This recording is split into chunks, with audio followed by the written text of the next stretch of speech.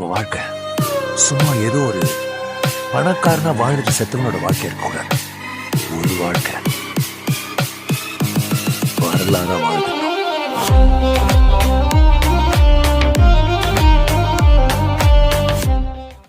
Hello guys, நம்ம இன்னைக்கு பார்த்தீங்கன்னா KTM Duke 250 பைக் தான் ரிவ்யூ பண்ண போகிறோம். நிறைய பேர் கேட்டுருந்தீங்க ப்ரோ இந்த வீடியோ போடுங்க சொல்லிட்டு, அதனால இந்த வீடியோ மேக் பண்ணியிருக்கேன்.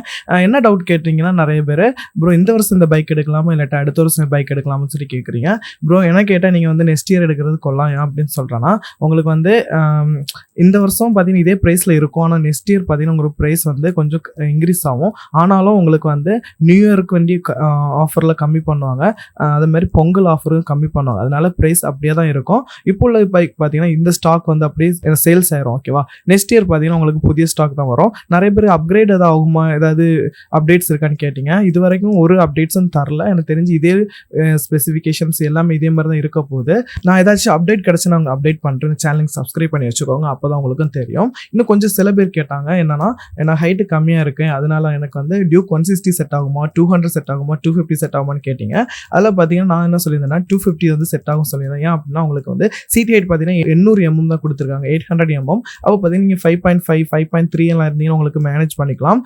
சீட் ஹைட் கம்மியாக இருக்குது. இதுவே நீங்கள் டியூக் 160 எடுத்தீங்கன்னா உங்களுக்கு வந்து சீட் ஹைட் பார்த்தீங்கன்னா 815 இருக்குது. ஓகேவா, அது இல்லாமல் இந்த பைக்கில் பார்த்தீங்கன்னா சி போர்ட் உங்களுக்கு வந்து இப்போ எல்லாத்துலேயுமே சார்ஜிங் போர்ட் கொடுக்க தொடங்கிட்டாங்க. இப்போ டியூக் 160 வரப்போகுது. இது பார்த்தீங்கன்னா யூஸ்ஃபுல் தான். இந்த பைக்கில் ஸ்டார்டிங்லேருந்து கொடுத்துட்டு இருக்காங்க.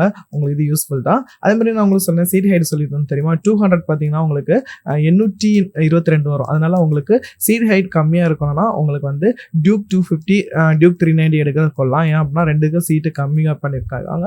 உங்களுக்கு ஷார்ட் ரைடர்ஸுக்கெல்லாம் உங்களுக்கு வந்து இது பண்ணிக்கலாம். நிறைய பேர் கேட்டாங்க ப்ரோ மைலேஜ்லாம் கம்மியாக தான் ப்ரோ கிடைக்கும் டியூக் 250 அப்படின்னு சொன்னாங்க. ஆனால் நிறைய பேர் டெஸ்ட் பண்ணிலாம் போட்டுட்டு இருக்காங்க யூடியூப்ல, நீங்களும் பார்த்தாலே தெரியும். சும்மா சர்ச் பண்ணி பாருங்க தெரியும். நிறைய பேர் 30 கிடைக்கும் சொல்கிறாங்க, 31 32 அப்படிலாம் சொல்கிறாங்க. எனக்கு தெரிஞ்சு 30 குறையாம கிடைக்கும் நினைக்கிறேன் கைஸ். எனக்கு தெரியல, நான் செக் பண்ணல.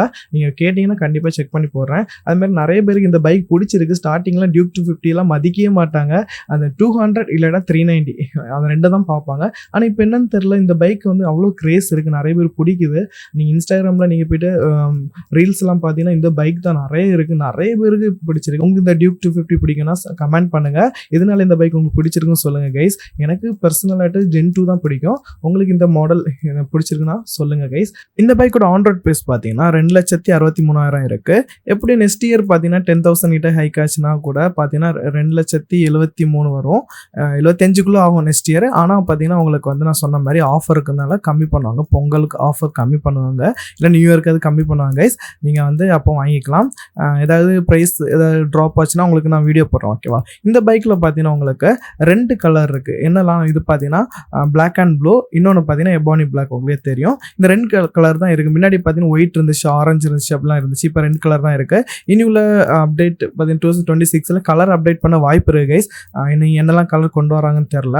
இந்த பைக்கோட உங்களுக்கு வந்து சீட் ஹைட் பார்த்தீங்கன்னா சொல்லிட்டேன் 800 mm. இந்த பைக்கோட என்ன சொல்கிறது டேங்க் கெப்பாசிட்டி பார்த்தீங்கன்னா 15 லிட்டர், வெயிட் பார்த்தீங்கன்னா 162. ரொம்ப வெயிட் கம்மியான பைக். ஓகேவா, ஈஸியாக உங்களால் ஹேண்டில் பண்ண முடியும். ஓகேவா, சிசி பார்த்தீங்கன்னா உங்களுக்கு தெரியும் 249 கிட்ட வரும். ஓகேவா, இதுக்கு அடுத்து இந்த பைக் வந்து உங்களுக்கு பார்த்தீங்கன்னா ஸ்டைல் பார்த்தீங்கன்னா லுக்கு மாற்றிருக்காங்க.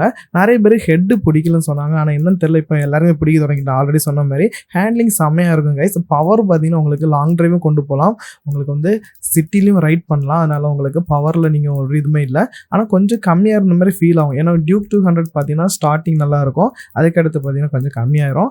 390 பார்த்தீங்கன்னா மொத்த எல்லா கியர்லையுமே வேறு லெவலில் இருக்கும். ஆனால் இந்த பைக் பார்த்தீங்கன்னா மிட் ரேஞ்ச் உங்களுக்கு வந்து ஸ்டார்டிங் நல்லா இருக்கும், மிடில் பார்த்தீங்கன்னா கொஞ்சம் அமைதியாக இருந்த மாதிரி இருக்கும்.